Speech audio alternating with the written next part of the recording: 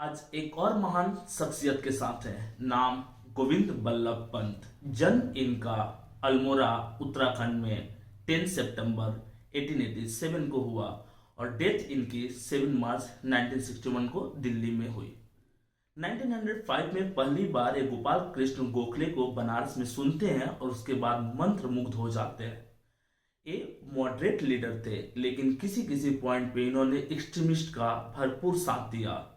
चाहे काकोरी कांड में फंसे हुए रामप्रसाद बिस्मिल, असफुल्ला खां और ठाकुर रोशन सिंह के केस लड़ने की बात हो, या महात्मा गांधी और सुभाष चंद्र के बीच में कॉन्फ्लिक्ट में सुभाष चंद्र को सही ठहराने की बात हो, इन्होंने तुरंत साथ दिया। 1912 में इन्होंने लॉ की प्रैक्टिस स्टार्ट कर दी, क्योंकि लॉ में एक गोल्ड मेडलिस्ट थे, बचपन से मेधावी छात्र थे, प्रखर वक्ता थे, अपनी बातों को स्पष्ट रखते थे।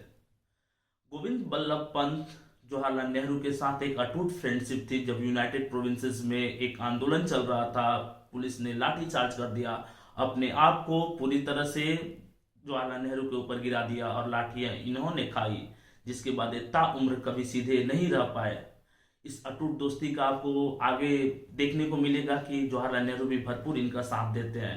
1935 में ये यूपी के सीएम बनते हैं, 2 साल तक सीएम रहते हैं। उसके बाद फिर कांग्रेस रिजाइन करती है, तो इनको भी रिजाइन करना पड़ता है।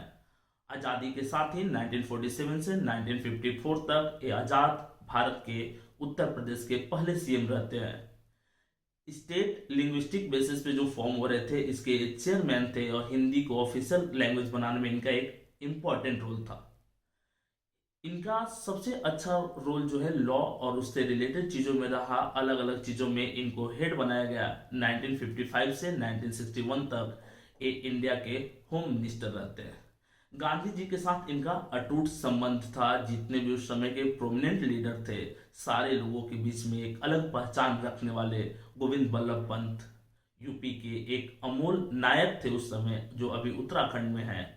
इनके नाम पे इंडिया का second largest dam Rihand dam बना हुआ है यूपी में।